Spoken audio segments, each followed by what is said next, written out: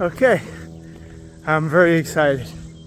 I don't know if you could tell, but the field stayed open and I got to do my wind sprints. I knocked out 10 with a short break in between each one. Not quite enough to catch my breath completely, but just recover a little bit. I'm trying something. I saw a video the other day of somebody doing wind sprints, and he said his practice is to recover, but not 100%. You don't want to get to where your breathing is regular again. And his reasoning made sense to me. And like I've said in other videos, I'm only going to do something if it makes sense to me.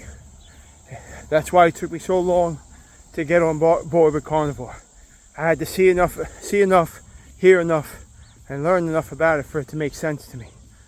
To a lot of y'all, it'll sound crazy, and it did to me too. But once I did my form of research and looked into all the other possibilities, carnivore just made the most sense to me. Is it right or wrong? We'll see, but so far it's been dead on. But so what he said is, don't recover 100%. Just let your breathing calm down a little bit, let your heart rate slow down a little bit, and then get into the next sprint and build it back up again. And the reasoning for it was, if you play sports, if you are just wind sprinting for health, if you're running for your life, or if you're hunting and chasing something down, the ability to sprint is important. But how long it takes you to recover to be able to do it again is just as important. You know, let's say in a situation where you're running from something, a wild animal, an attacker, whatever, and you run like most people are terrified, you run with everything you have for, let's say, 1,000 feet, and then you run out of steam.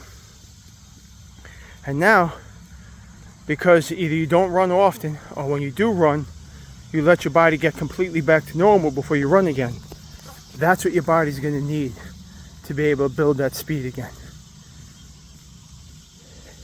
If you train and you don't let, and this is what he said, I haven't looked into it, I haven't done any research, but it just makes sense.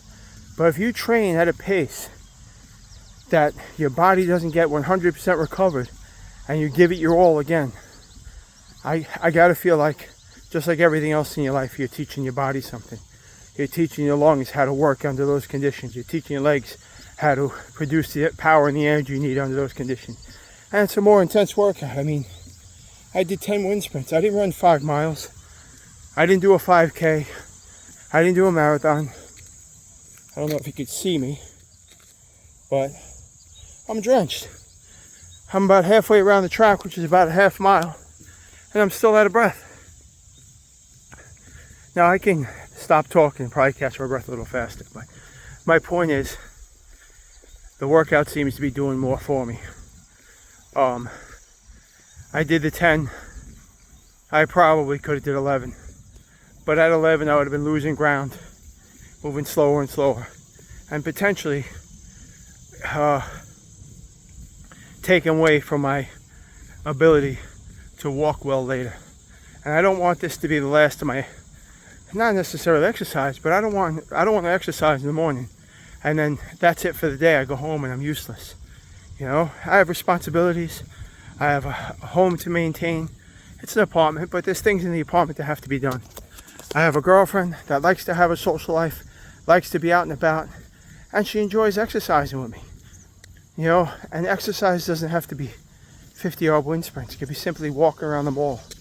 You know, we have our apartment complex. The road around the complex is a circle.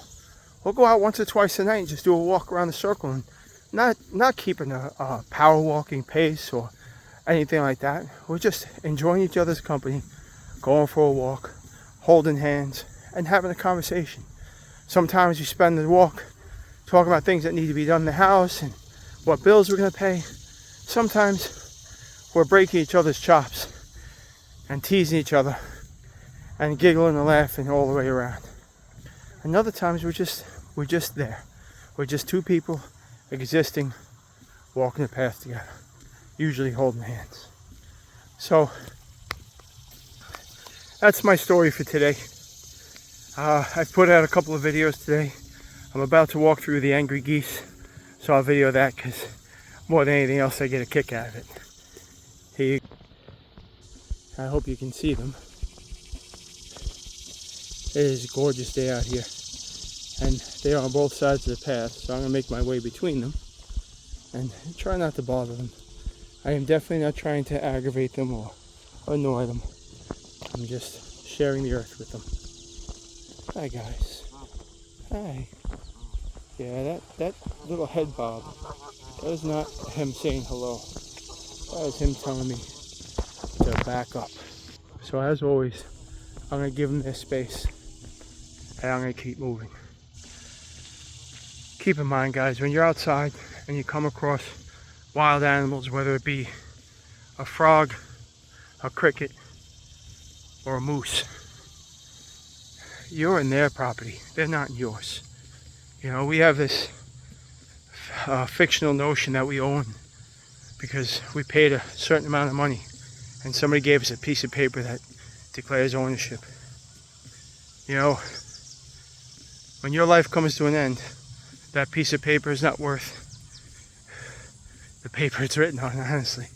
And unless you have somebody to leave it to, it just moves on in this earth. These animals are here before us, and in some way, shape, or form, they'll be here long after us. So give them their space. Let them be. Now, it sounds funny coming from a carnivore, but I eat for survival.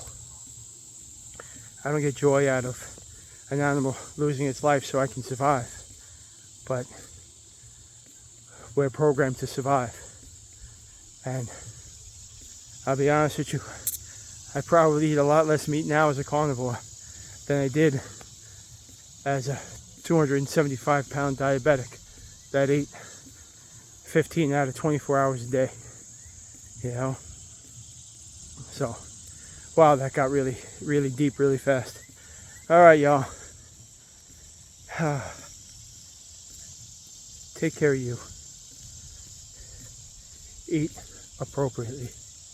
Eat species-specific food. You know? And stay healthy. I'm rooting for you. I'm out here doing this for myself, but ironically it ends up for you too. You know, you see me sweating, you see me out of breath, you see me pushing as much as I can, and I do this for my health, and I need this. I need this for my health. I need this for my weight gain or my weight loss. I need this for my well-being. I need this for my mental gain, because it's given me so much as far as my mental clarity and time to just be me and work this stuff out. You know, you got bills weighing on your mind. Run them out. Walk them out. Lift them out. You know, you'd be surprised. You exercise a little bit.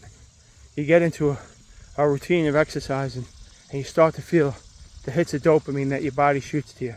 And you'd be surprised how much clearer things seem to you.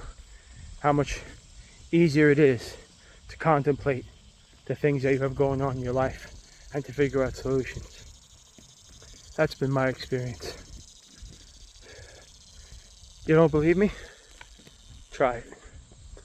If it doesn't work out, comment. I'll apologize. Alright, y'all. I'm just about back to my car. I'm a sweaty animal. I'm a little, I wouldn't say I'm tired, but my legs are a little muscle fatigued, I'll say. Not to say I couldn't run some more or walk some more, but I want to enjoy the rest of my day. I've done what I came out to do.